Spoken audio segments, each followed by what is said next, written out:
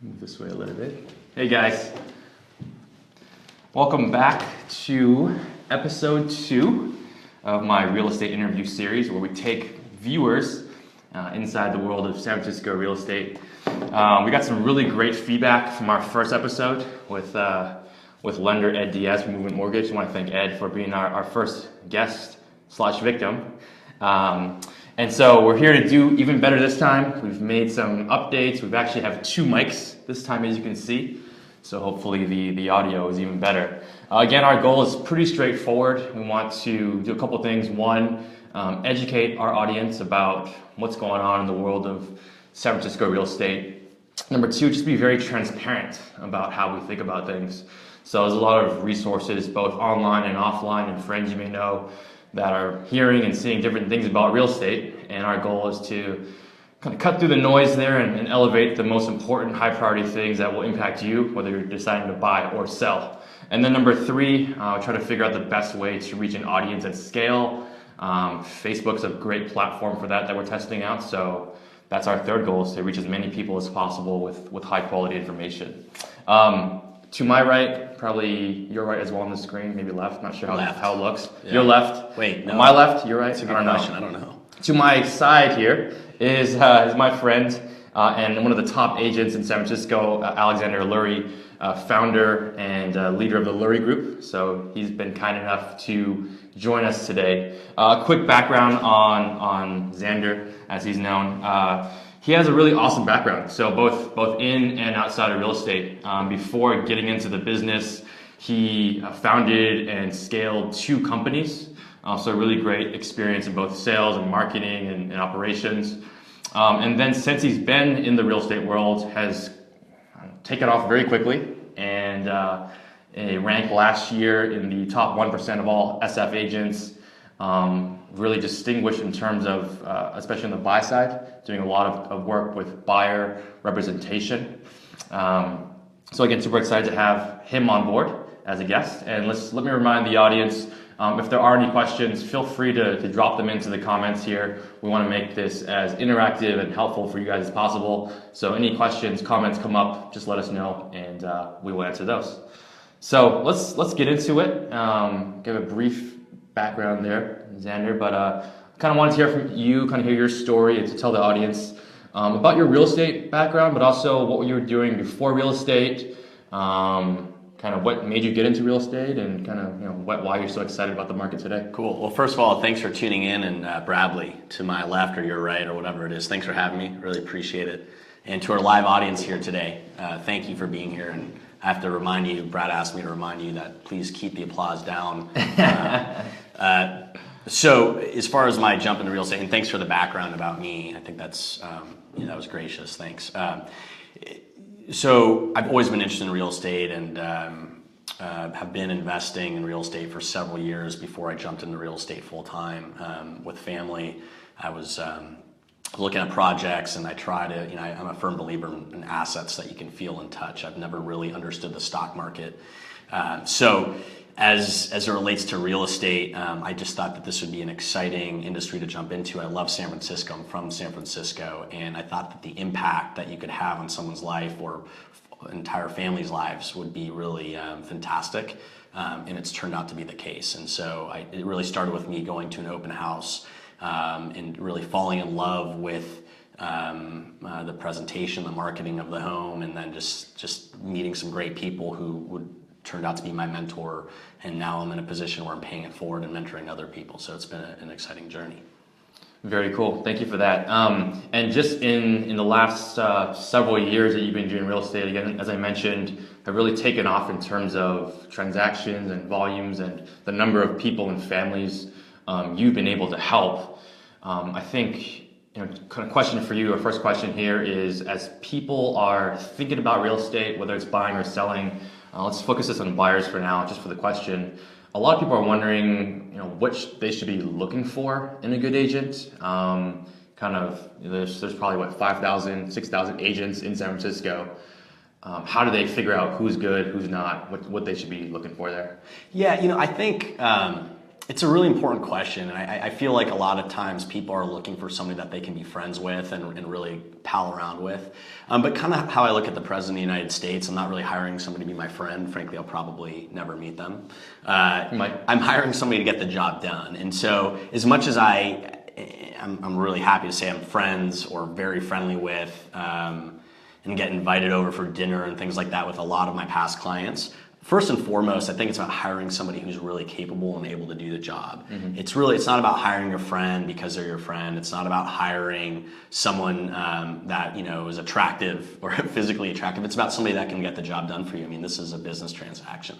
So with that said, I think word of mouth is always helpful, but you really want to look at who's performing. Mm-hmm. And so you're talking about buyers. If you want to buy something, who has the chops, the experience, who knows the market, and the numbers don't lie. I mean, and I think knock on ceramic or whatever this is. I think a lot of times people use us both because of referrals. We're largely referral based at the Lurie Group, but also people use us because we're doing 3 to 4 buyer transactions a month. Mm-hmm. And so that kind of activity, we really know the market. We're keeping our pulse on the market. And so, in the end of the day, if you're a buyer, you want to work with somebody that knows how to avoid all the turbulence and the pitfalls. You don't want to work with somebody who's going to make their accidents and errors on you. For everybody out there. I mean, if they use me now, I've already made really the errors with other people, sorry to say, but now I've really got it down. And we've discussed this personally before as well.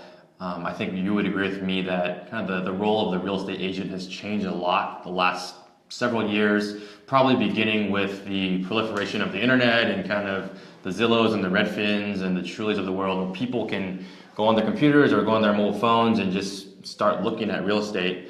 So in my opinion, I think the discovery side of things has really shifted towards consumers. It's really easy for people to see properties right at the same time we do, basically. Yeah.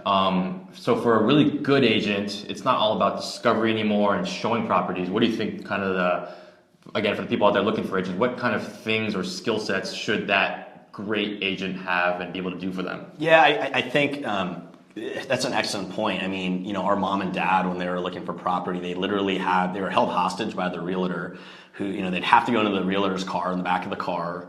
And the realtor would have some printout of everything that's on the MLS. It wasn't publicly made available. So we really were we really depended on the realtor to tell us what properties were out there. But with that information transparency, which you mentioned, now there's been a shift of what a realtor's value is and what a realtor does. Specifically, and something that we really talk about is, first and foremost, we consult on value. And I think we're going to touch on it, but we're looking at 20 to 30 properties a week, each of us on our team. We've got multiple members of the team. So we're looking at thousands of properties a year. And then you multiply that by the number of years we've been in the business. We really, it's important not just to be able to analyze the analytics online, but you need to actually walk these properties. And so first thing is to consult on value. That's what a realtor needs to do, and help you understand what is the value of this asset. What's the value of this home that you're buying? Yeah. It's easy to get emotionally carried away, and I'm here to say, hey, look, this is what the value is, and to help you understand why it's, my clients, why the value is what it is. The second thing is to negotiate. We're really good negotiators. Previous to my work at the Lurie Group and starting this up, I was running a competitor to Groupon. It was a marketing company. I had 45 employees, and so we were negotiating about 10 to 12 deals a day. And so you really need to negotiate on behalf of your client. You want to get, if we're talking about buyers, you want to make sure that they're getting the home that they want for the least possible, for the best terms and the least price possible. And so to do that, you have to really know the market. You need to really be able to understand the market competition that's out there, who you're competing against when you're making the offer. You also really have to have those relationships with agents. And that's probably the third thing I'd say. You don't build relationships with people overnight. I mean, it takes years and years of building those relationships. In my first year in the industry, I literally made a point of walking about 30 different open houses every week of different agents. And so over the course of the year, I would say that I met probably about the top 1,000 agents in the city. Yeah. I'm not on a first name basis with all of them, but we recognize each other, and if we were in a transaction, we would, there's a level of knowing each other, and I think that's really important. So you want to leverage those relationships with your clients. The last thing is project managing the transaction. So you've consulted on value, we've helped them understand how to negotiate the deal, then we get them in the contract, then it's about managing that contract, and it's really important to make sure that it doesn't fall apart. And it's kind of like a pilot in an airplane. You want to make sure that you're not, you want to steer through the turbulence. There's always going to be turbulence in every transaction, but our job is to really try to keep the plane as still as possible so you can sleep through the flight. That's a really good analogy. I think in every transaction, like you said, there is turbulence, and just like when you're on a plane ride, there's turbulence out there, but really good pilots are able to navigate that, steer through it, and as passengers, you will barely even feel a blip. So that's a good point. I think also want to comment on your point about relationships with other agents. A lot of times people, I think, underestimate that because it is actually, at the end of the day, still a person-to-person business.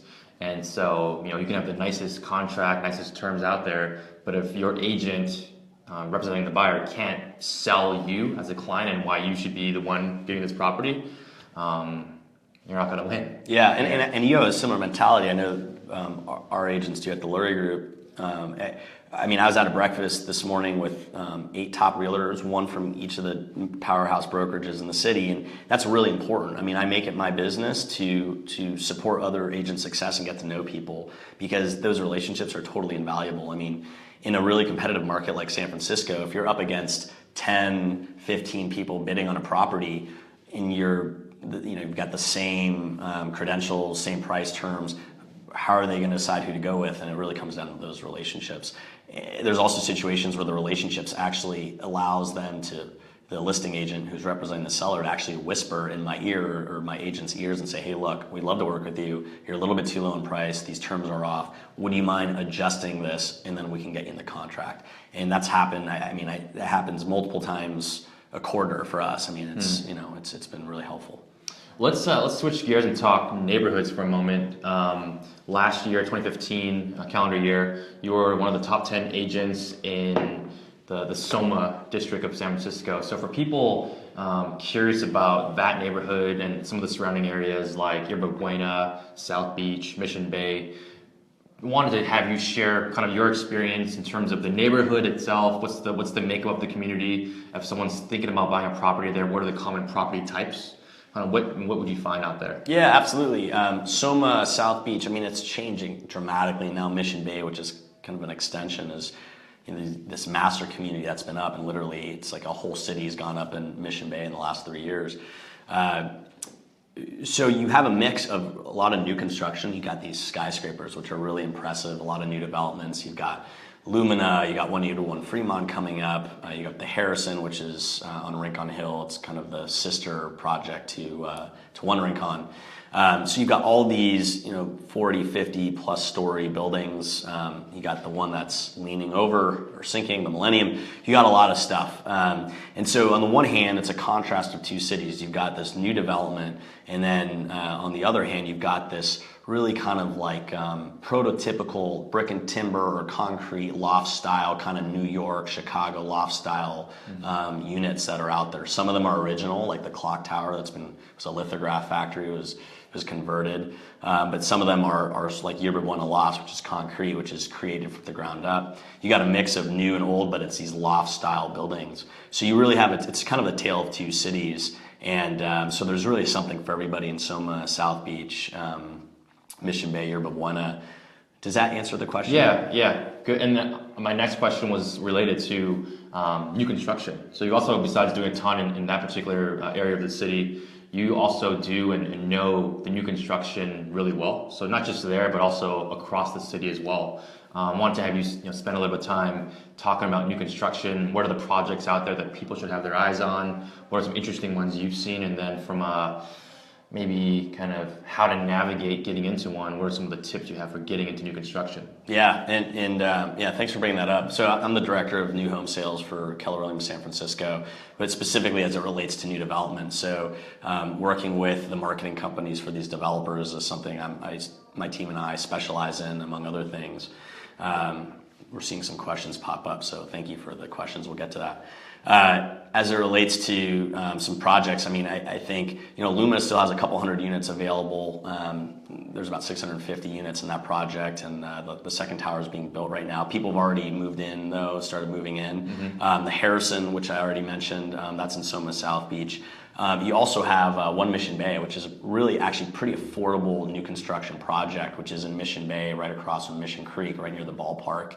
And what's to keep in mind, new construction, I mean, you're really buying it's like buying a new car, right? It hasn't been pre-owned, which is nice. It's up to earthquake standards and safety, which is definitely a big plus for people. And that things are you're not walking into something that can be broken. The pricing generally starts at about $13 to $13.50 a square foot, whereas resale, by contrast, is about $1,000 a square foot. Just to give you an idea. Some other projects, there's some up and downs, kind of the 450 Hayes is just basically sold out, but 388 Fulton still has some inventory available. There's some interesting things happening on Goff and Franklin as well. As far as tips, so I think really it comes down to what your preference is, and if you want to chat, Brad and I can chat with you about some projects that are coming up. Some tips and tricks. I mean, you want to be working with a realtor that, if they don't specialize in it, they really need to know these projects. I think that's one of the niches that I've carved out is new construction. And we did more than 15. We worked with more than 15 buyers in 2015, and this year we've already worked with 10 buyers for new construction specifically. And I think not only do we know the projects, we know how each project relates to each other and the sort of the pluses and minuses of, let's say, going to Lumina versus the Harrison or vice versa. But we also have those relationships with the marketing companies, and it's, people like to work with people, and they work with people that are bringing them business. I mean, that's just human nature and psychology. And so we're getting sort of the tip of the hat to us and to our team first, or at least one of the first groups in the city, so that we can extend to our clients sort of like that first look at new developments, which I think is really, really important. Just to touch on that question that came in, and thanks again for the question, and keep them coming if you have any questions or comments you want us to chime in on. Questions around the Millennium, Leaning Tower of Millennium, as you alluded to earlier. Any impact you're seeing from buyer behavior because of that project? Had a lot of news surrounding it in terms of its sinking and leaning. How's that impacted the buyers you work with in that area? Are they hesitant to buy? Are they asking more questions about the foundations of buildings? What are you seeing from the buyers out there? Yeah, in the specific question, people can probably see it, but should people be worried about? First of all, what's buyer behavior and pricing in South Beach due to that building sinking, the Millennium, and something else is, should we be worried about other buildings nearby? And the first thing is there's been no immediate impact that we can discern that's in South Beach because of Millennium. I mean, it's certainly raising eyebrows, but it's too early to tell would be the first thing. I mean, it just was announced within the past 8 weeks, so we'll see if there's an impact. But so far, I haven't really seen much. There have not been any sales in Millennium, that specific building, that has been publicly made aware of, certainly not on the MLS. It's possible that there's an off market, but it hasn't updated yet to tax records because there's a lag. So I almost represented, my team and I almost represented a buyer in the Millennium. It would have been a really nice discount at the Millennium. So there are deals to be had, and if you're interested, again, be happy to chat with you about that because I know of a couple options that are super stealth and off market. As far as other buildings, you can bet that HOAs are now looking at, the homeowners associations are looking at their own foundation. So Four Seasons, for instance, has already taken a pretty thorough look at what's going on. It's the same developer as the Millennium. Four Seasons isn't far away. It's pretty close. Their foundation is different. Right? It was more reinforced, that they went deeper, things like that. I think it's important for any HOA, the leadership on an HOA, it's their responsibility to really look after the building, and so they should. This should spurn more activity to research. Hey, how secure is my foundation? Are we at risk? were things done properly, I think that's worth the effort, especially for a high rise. I mean, if you're talking about 4, 5, 6 floors, which many buildings in Soma, South Beach are, maybe less of a concern. But you're talking about a lot of weight, hundreds of units of weight. That's another story. I will tell you, buildings like 181 Fremont and Lumina, I wouldn't expect that they're going to have those issues. They've actually taken dramatic steps to fortify their foundation even before the announcement of this. They spent a lot more money on it, but to answer the question, I think it's always important to really look out for your investment. Gotcha. And kind of talking about, again, going a little bit deeper down the rabbit hole here regarding buying opportunities. So we covered, Soma, Yerba Buena, South Beach as a neighborhood. We covered new construction. As you alluded to earlier, we each probably walk between 20 and 30 properties per week, every single week. So we're seeing a ton of property types, layouts, locations, and neighborhoods. A question that we're always getting as agents is from buyers, what are some of the deals out there in your opinion? I mean, I think we've discussed San Francisco is a very efficient market, so you're not going to get a steal, if you will. But from the neighborhoods you've seen, the properties you've seen, are there any pockets or property types that people should be looking out for that could be good buying opportunities? Yeah, I mean, so the market is definitely shifting right now. It's definitely, and I see Susie just joined us, so hi Susie. The market is definitely, you may have heard that, the shift is here, the shift is happening. First of all, don't panic. I mean, this is part of a healthy, normal market. From 2012 to 2015 on average in San Francisco, we saw appreciation of about 60%.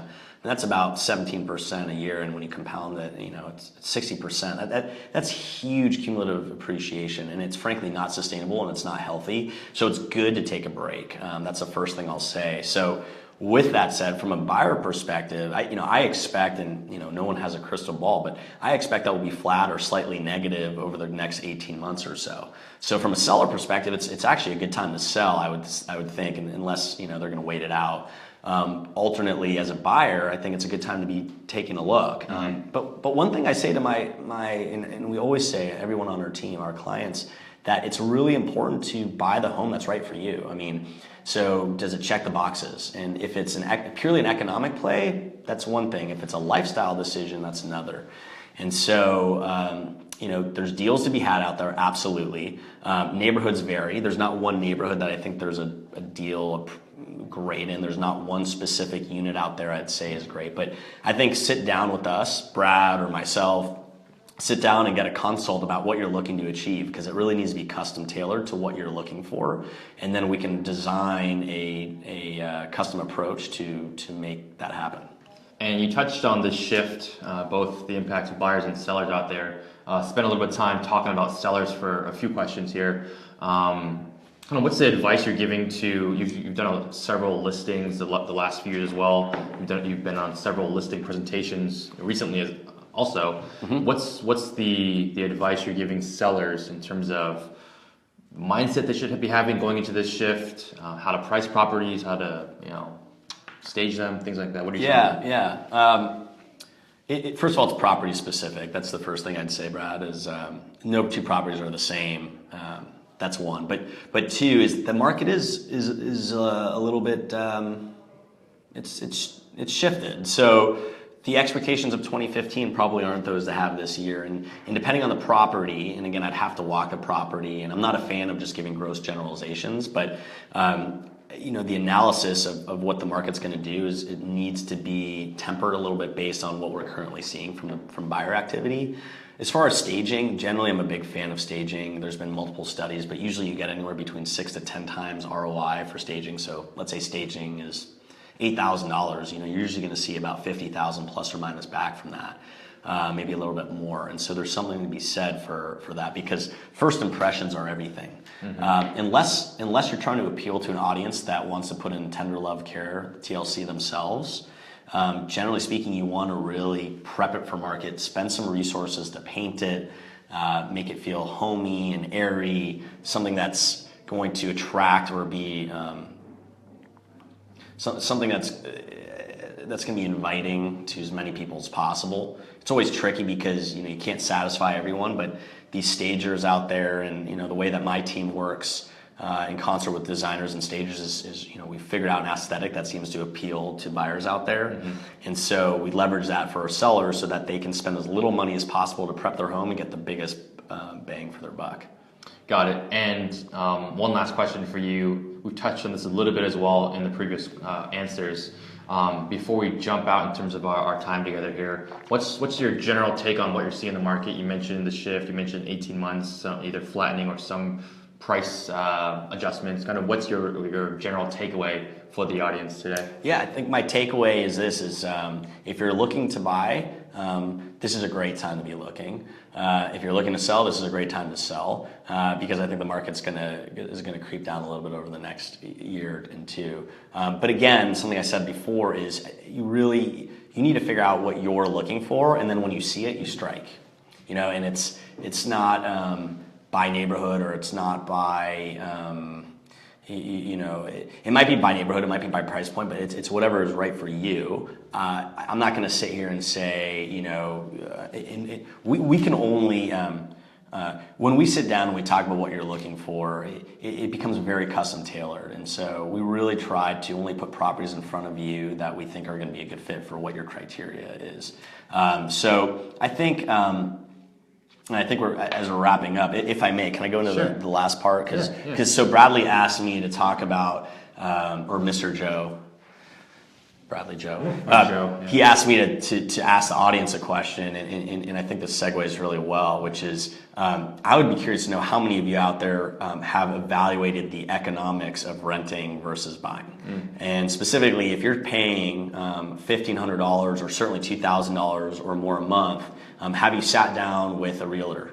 Have you sat down with your accountant to understand what the tax benefits are of owning versus renting? And if you haven't, you owe it to yourself to do it, because knowledge is power, and this is it could be the right move for you. It's not for everybody, for sure. I rent, and I'm also a landlord, so I own and I'm a renter, and I'd be happy to share why. But the rent is so low, but I continue to buy because rent prices are so high. I'm in a rent-controlled building, and I can buy and have non-rent control units that I own. So I'd be curious to know who out there is paying a good amount of money per month and has not talked to a realtor, an accountant, or another professional.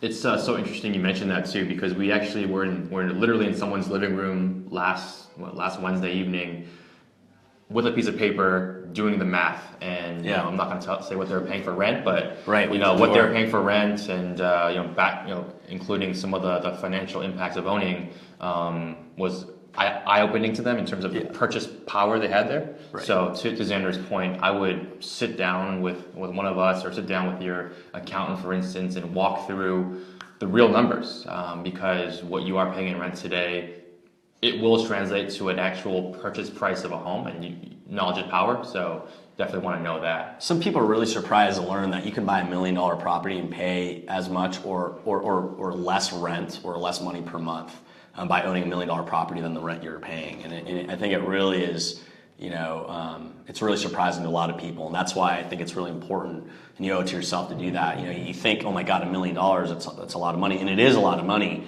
But when you look at the rents that people are paying here, it's astronomical. And there's absolutely, you're paying somebody else's mortgage is what you're doing. And you don't get tax benefits. You're not getting, this is after tax dollars. So if you're paying $3,000 a month, that's probably about $4,500 a month before tax, plus or minus. That's a lot of money. $4,500, you can almost service, you might be able to service a $700,000 loan on that per month, maybe even $800,000, just depending how you structure it. So definitely worth a while to explore.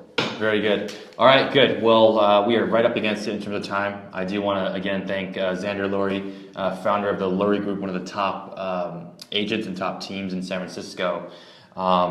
If people want to get a hold of you, I will drop your contact information in the comments here if people want to chat afterwards. Thank you. Yeah, it's teamlurie.com, Lurie, Lurie.com, and be happy to talk with you. Always love meeting people. Thanks for interacting for those who tuned in, and this is really cool. This is my first time doing it, so thanks for inviting me. We'll do it again. Good. Well, you guys stay tuned. If you have any questions after the fact, shoot me a note, shoot Xander a note, drop them in the comments. We'll pick it up from there. And I want to thank you guys for watching this today. We're going to keep the content coming. Again, our goal is to be very educational and transparent in nature. I think, again, knowledge is power, so the more we can share with you about what we're seeing on the ground here, the more that's going to help you guys make informed decisions about what you want to do with your real estate choices. So thanks again, guys, and until the next one. Thanks.